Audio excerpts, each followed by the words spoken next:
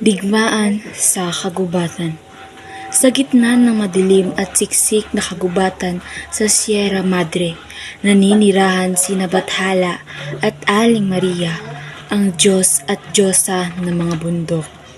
Si Bathala may kapangyarihan na magpaulan at magpalago ng mga halaman. Samantalang si Aling Maria ay may kakayahang magpagalaw ng lupa at magpatahimik ng mga hayop. Ngunit hindi sila ligtas sa mga panganib ng mundo. Isang gabi, habang natutulog sina Bathala at Aling Maria, isang malakas na sigaw ang gumising sa kanila. Isang tikbalang, isang malakas at matandang punong kahoy na may anyong kabayo at tao ang sumalakay sa kanilang tahanan. Layunin nitong magnakaw ng mahiwagang bulaklak na siyang pinagmulan ng kapangyarihan ni Bathala at ni Aling Maria.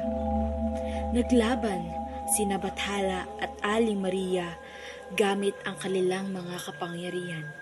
Nagpaulan si Bathala para mapahina ang tikbalang, samantalang ginagalaw ni Aling Maria ang lupa para mahirapan ang tikbalang sa paggalaw.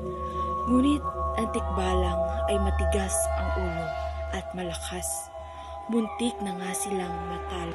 Sa gitna ng kanilang paghihirap, isang grupo ng mga aswang ang dumating upang tulungan ang tikbalang. Mas lalo pang lumala ang sitwasyon. Napakarami ng mga aswang at mga tikbalang.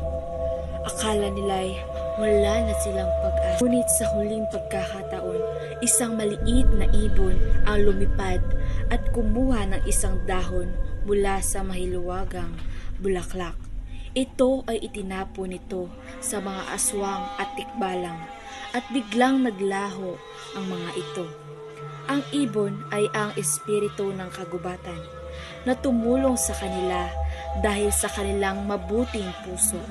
Pagkatapos ng laban, napagtanto ni Bathala at Aling Maria ang kahalagahan ng pagtutulungan at pag-asa. Kahit nasa gitna ng matinding pagsubok, ang kanilang kapangyarihan ay hindi lamang para sa kanilang sarili, kundi para rin sa kaligtasan ng kagubatan at ng mga naninirahan dito. Mula noon, mas naging maingat at handa na sila sa anumang haharapin sa kanilang hinaharap.